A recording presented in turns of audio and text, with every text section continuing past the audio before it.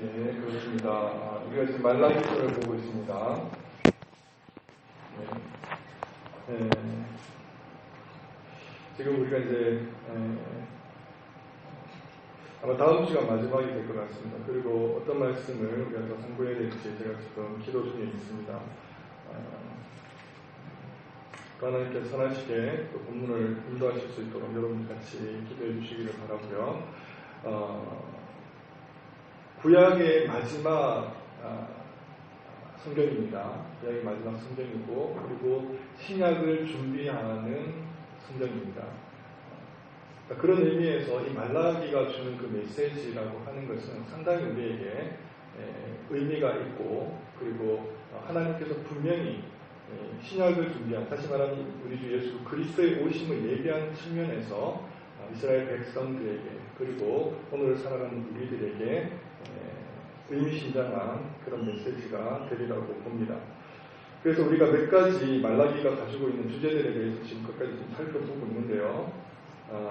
또 다른 의미에서 주제는 뭐냐 하면 여호와를 경외하는 자입니다. 여호와를 경외하는 자. 그래서 하나님께서 지금 끊임없이 우리에게 물으시는 것이 무엇이냐면 너희들이 과연 나를 두려워하느냐, 너희들이 나를 공경하느냐, 경외하느냐, 이것을 계속해서 지금 이스라엘 백성을 향해서 지금 묻고 계시다고 하는 것입니다. 그 이유는 어디에 있습니까? 지금 신약을 향해서 정말 예수 그리스도의 그 오심을 준비하는 그 의미에서, 그 입장에서 이 말라기서가 지금 써졌다고 하는 것이 무엇이냐면 하나님께서 찾으시는 자는 누구다? 어떤 사람이다? 하나님을 경외하는 자라는 것입니다. 하나님을 진심으로 전심으로 하나님을 경외하는 자를 하나님께서는 찾고 계시다 하는 것을 우리에게 보여주고 있습니다.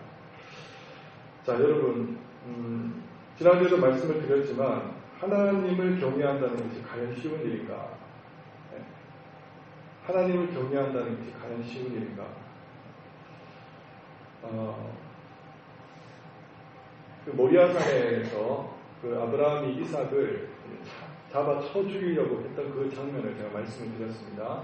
그때 하나님께서 나타나셔서 아브라함을 부르시면서 이제야 내가 나를 경외하는 줄 알았도다. 그렇게 말씀하셨습니다.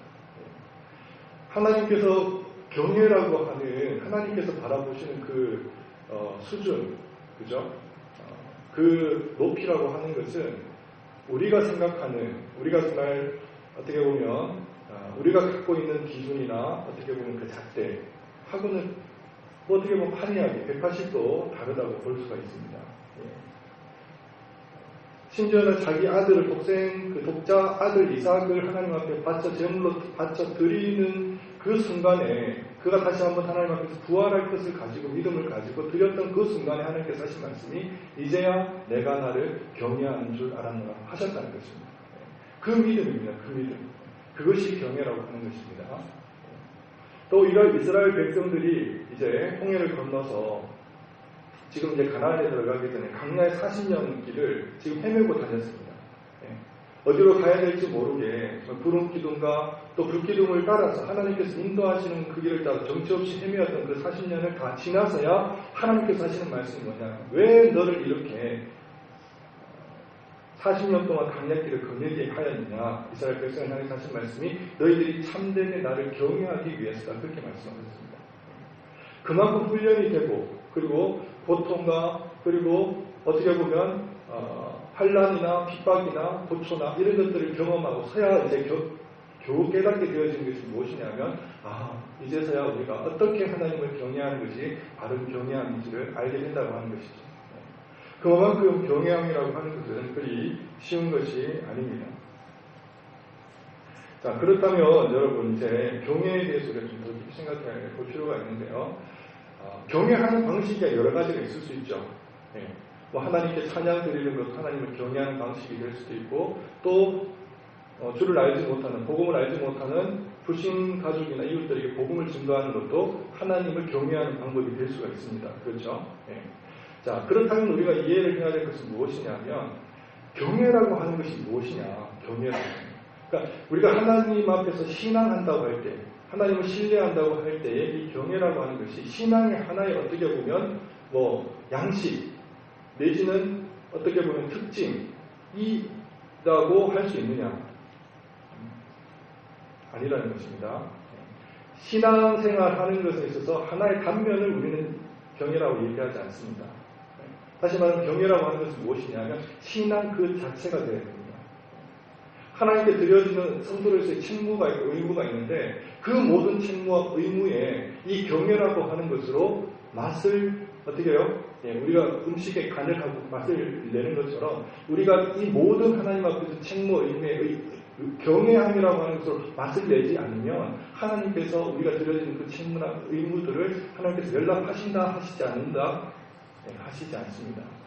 그러니까 이 경외라고 하는 것 자체는 신앙 그 자체가 경외라고 하는 것을 우리가 깨달아야 할 것입니다. 자, 그러면 이제 여러 가지 어떻게 보면 나타나는 방식이나 또 형식이라고 하는 것이 여러 가지가 있을 수 있겠지만 두드러진 방식, 정말 하나님을 경외한다고 하는 것에 있어서 두드러진 방식은 무엇인가? 하나님의 정말 사랑하는 백성으로서 정말 내가 하나님을 경외하는 모습이 어디서 두드러지게 나타날 수 있는가? 무엇이라고 생각하십니까? 그것은 여러분 정말 그 하나님께서 그 경외하는 사람, 하나님을 두려워하는 사람, 그들에게는 어떤 모습이 드러나느냐면요, 특별히 하나님의 말씀을 두려워합니다. 하나님의 말씀을 두려워해요. 자, 그러니까 여러분 하나님의 말씀을 사모하십시오. 하나님의 말씀을 사랑하십시오. 이런 말씀을 들어봤어도 하나님의 말씀을 두려워하십시오. 하나님의 말씀을 공경하십시오. 하는 말씀은 잘 들어보기가 쉽지 않습니다. 그렇죠? 자, 보십시오. 이렇습니다. 이런 말씀들을 여러분은 보셨을 것입니다. 제가 한번 읽어보겠습니다. 주의 말씀의 맛이 내게 어찌 그리 단지요 내 입에 꿀보다 다합니다. 자, 이런 표현은 어떤 표현인가요? 하나님의 말씀을 사랑하는 표현이죠. 사랑하는 표현입니다. 그렇죠? 또 이런 말씀이 있습니다. 내가 주의 계명을 사모함으로 입을 열고 헐떡였나이다. 이런 말씀들. 이런 말씀은 주의 말씀에 대해서 사모하고 또 동경하고 또 사랑하는 말씀의 그 표현들이라고 할 수 있습니다. 그렇죠? 자, 그런데 이런 말씀이 있습니다. 말씀을 멸시하는 자는 자기에게 표명을 이루고 계명을 두려워하는 자는 상을 받는다. 이런 말씀이 있습니다. 이 말씀은 하나님의 말씀에 대한 어떤 자세를 드러내는 말씀입니까? 사모하고는 어떻습니까? 또 다른 성질입니다. 두려워하는, 하나님 말씀을 두려워해요. 하나님 말씀을 두려워합니다. 자, 이런 말씀이 있습니다. 신약에 여러분도 잘 아시는 말씀이죠. 하나님의 말씀은 살았고 운동력이 있어 좌우의 날선 그 어떤 검보다 예리하여 홍과 연과 및 관절과 골수를 찔러 쪼개기까지 하며 또 마음의 생각과 뜻을 감찰하시나니 지으신 것이 하나라도 그 앞에 나타나지 않음이 없고 오직 만물이 우리를 상관하시는 자의 눈앞에 벌거벗음같이 드러나리라. 이런 말씀입니다. 이런 말씀은요, 하나님의 말씀에 대해서 우리가 사모한다, 꿀송이보다 달고 오묘하다, 이런 의미에서 접근하는 방식이 아닙니다. 하나님의 말씀이 우리의 홍과 영과 간절과 골수를 찔러조리고 살아계시고 운동력이 있는 그 말씀인데 마지막 날에 우리가 그 말씀 앞에 다 벌거벗는다고 그렇게 말씀하고 있습니다. 이것은 하나님의 말씀 앞에 두려워 떠는 성도로서의 자세를 보여주는 말씀이라고 할 수 있겠죠. 또 주님께서는 이렇게 말씀하셨습니다. 누구든지 이 음란하고 죄 많은 세대에서 나와 내 말을 부끄러워하면 인자도 아버지의 영광으로 천사들과 함께 올 때에 그 사람을 부끄러워하리라. 이렇게 말씀하셨습니다. 나와 내 말을 부끄러워하는 자는 내가 천사들과 함께 올 때에 아버지 앞에서 그 사람을 부끄러워한다. 그렇게 말씀을 주셨던 것입니다. 그렇습니다. 하나님이 그러신 분이시잖아요. 하나님께서 정말 우리를 향하신 그 사랑과 자비와 긍휼하신 무한하고 무궁하고 끝이 없어요. 한이 없는데 그래서 우리 하나님을 사랑하잖아요. 사랑합니다. 그런데 하나님은 어떤 분이세요? 하나님은 두려운 분입니다. 두려운 분. 그의 거룩하심과 그의 공의로우심과 그의 정말 그 약속대로 행하시는 그 심판이나 징계들을 우리가 바라보게 될 때 우리는 그 하나님을 단지 좋아하는 것으로, 사랑하는 것으로 끝나시는 분이 아니라는 것을 알 수 있습니다. 동일하게 그렇습니다. 동일하게 하나님의 말씀이 그래요. 하나님의 말씀. 하나님의 말씀이 하나님의 모든 속성과 어떻게 보면 하나님의 모든 성품들이 담겨져 있는 말씀이라고 할 수 있는데, 하나님이 그러하신 분인 것처럼 하나님의 말씀 또한 그런 성격과 그런 속성들을 가지고 있다는 것이죠. 그래서 우리가 하나님을 마음껏 우리가 사랑하는 것처럼 하나님의 말씀을 사랑할 수 있습니다. 더불어서 우리는 하나님을 두렵고 경외하는 것처럼 동일하게 하나님의 말씀에 대해서도 두렵고 경외함으로 나아갈 수가 있는 것입니다. 그렇죠? 그래서 많은 교회의 많은 목회자들이 하나님 앞에서, 그러니까 성도님들에게 하나님의 말씀에 어떻게 보면 소중함과 그리고 귀중함을 알고 말씀을 더 읽히고 묵상하고 또 이렇게 연구하게 하기 위해서 설교 단상 가운데서 많은 예화들을 드셨죠. 많은 예를 듭니다. 여러분 다들 기억을 하실 것들이 많이 있습니다. 예를 들면 하나님의 말씀은 음식을 만드는 레시피와 같다, 이런 표현들을 쓰시고, 아니면 우리 인생을 살아가는 마치 전자제품에 매뉴얼이 있듯이 우리의 인생에 있어서 매뉴얼 같은 것이 하나님의 말씀이다. 또 지도와 같다. 또 나침반 것 같다. 이런 표현들을 많이 썼습니다. 많이 썼는데요.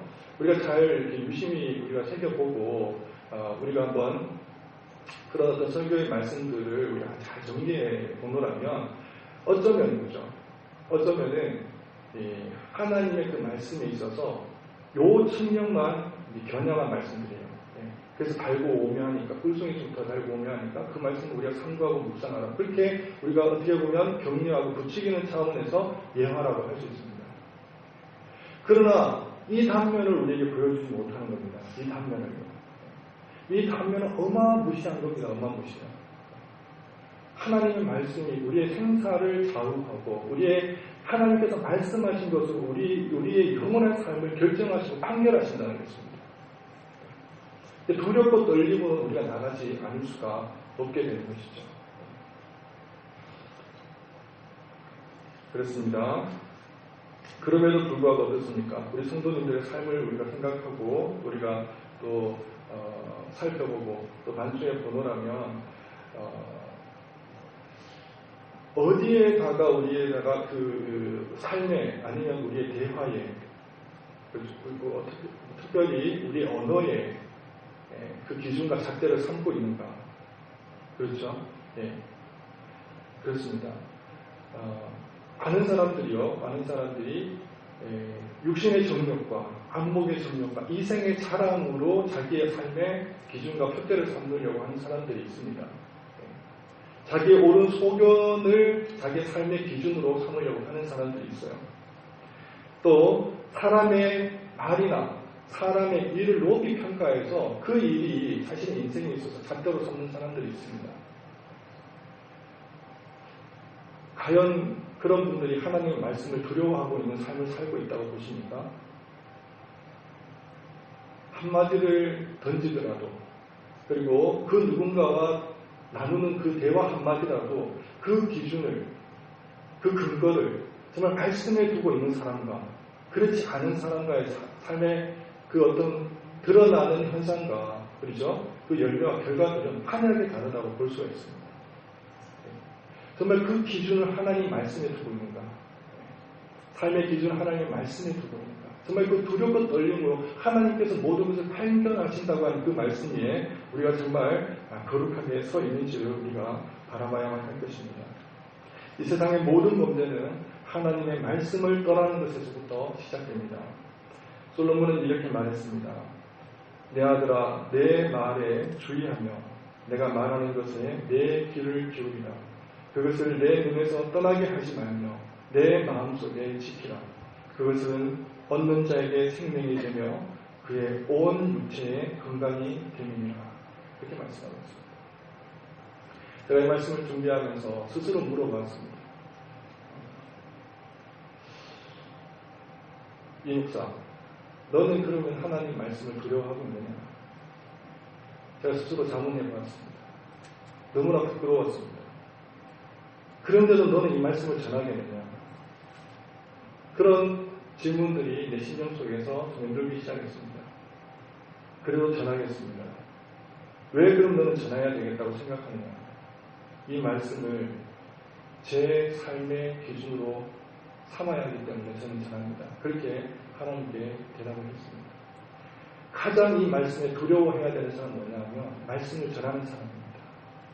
정말 이 말씀에 제가 전하는 이 말씀에 스스로를 비추어서 정말 어떻게 보면 부족함이 없어야 되겠지만 부족할지라도 하나님 앞에 나아가서 정말 경외하기를 간절히 무릅쓰고 온몸으로 정말 나아갈 수 있는 그런 사람이 좀 되어야 되겠다는 마음으로 저 말씀을 전합니다. 정말 하나님 말씀을 두려워해야 되겠습니다. 하나님 말씀이 우리 모든 생사, 우리의 사후의 상태까지를 결정하는 그 기준으로 하나님께서 삼으시겠다고 하시는 것입니다. 말씀에는 무엇이 기록되어 있습니까? 하나님께서 허락하신 이 말씀에는 우리가 살아가는 데 있어서, 우리가 정말 생활하는 데 있어서, 그리고 하나님을 섬기는 데 있어서, 예배하는 데 있어서 그 모든 말씀들이 다 기록되어 있습니다. 다 기록되어 있어요. 하나도 빠지는 것이나 빠뜨려진 것이 없이 모든 말씀이 다 기록되어 있습니다. 심지어는 사소한 것에서부터 나아가서는 정말 우리가 하나님을 어떻게 예배하고 그분에게 어떻게 기도를 드려야 되고 어떻게 찬송을 드려야 되고 또 그분을 어떻게 즐거워해야 되고 이런 것까지 다 기록되어 있습니다. 다 기록되어 있어요. 그러면서 하시는 말씀이 이것입니다. 주님께서 하셨습니다. 내가 한 그 말이 마지막 날에 그를 심판하리라. 그렇게 말씀하셨습니다. 모든 것이 다 들어있다니까요. 모든 것이. 하나님께서 정말 이 땅 가운데 하나님 메시아를 보내주시고 그 약속된 그 메시아를 통해서 우리를 어떻게 통치하시고 하나님의 규율과 법도가 무엇인지를 다 말씀하시고 난 다음에 내가 한 그 말로 너희들을 심판하리라 로 하신 그 말씀까지 다 우리에게 허락해 주셨고 기록해 주셨다고 하는 것입니다. 이런 말씀이 우리에게 있는데도 불구하고 어찌 우리 이 말씀을 두렵고 떨림으로 받지 않을 수가 있겠습니까?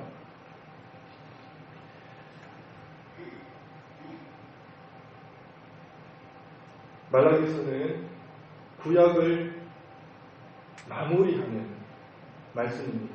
그리고 신약을 예비하면서 정말 주의 오심을 바라보면서 기록한 말씀이 말라기서입니다. 근데 그 말라기서의 가장 주된 주제가 무엇인가 하니까 여호와를 경외하는 자라는 것입니다. 여호와를 경외하는 자. 그러니까 여호와를 경외하는 자에게 말씀을 볼 때에 공의로운 해가 떠올라서 치료하는 강선을 바라리라고 말씀하셨습니다. 여기서 공의로운 해라고 하는 것은 비유적인 표현인데 우리가 잘 알고 있듯이 우리 주 예수 그리스도를 의미합니다. 그러니까 경외하는 자에게 그리스도 의로운 태양이 떠오른다고 그렇게 말씀을 주고 있는데요. 그런데 어찌 보면 이 말라기서는 누구를 기다리고 있느냐고 하는 것입니다. 누구를 기다리고 있습니까? 메시아를 기다리는 측면에서 말라기서거든요. 그럼 메시아는 누군가 하는 것입니다. 메시아는 누군가? 메시아는 다름 아닌 여호와 하나님을 전심으로 경외했던 자입니다. 그가 메시아입니다. 여러분, 하나님의 우리 예수 그리스도에게는 두 가지 속성을 가지고 있으셨습니다. 하나는 신성이시고 하나는 인성입니다. 그러나 이 시대의 많은 성도님들은 예수 그리스도의 신성과 인성 중에 무엇을 더 사모하고 더 막 바라고 있는지를 여러분 보시기 바랍니다. 무엇을 더 존귀히 여깁니까? 예수 그리스도에게 있어서 신성입니다. 신성. 그의 능하신 능력들, 기적들 이런 것들을 좋아하는데요. 그거 다 중요합니다. 왜냐하면 그것이 하나님이시니까요. 그러나 한편으로는 예수 그리스도는 어떤 분이셨냐면 이 땅에 인간의 몸을 입고 오신 인성이셨다고 하는 것입니다. 그런데 이 인성을 우리는 소중하게 여기지 않습니다. 구원이라고 하는 것이 무엇입니까? 주 예수 그리스도를 닮아가는 것이 구원이라고 성경은 얘기하고 있습니다. 그러면 우리는 이 신성을 닮아가는 것으로 우리를 구원이라고 얘기를 주님께서 하셨을까요? 그렇지 않습니다.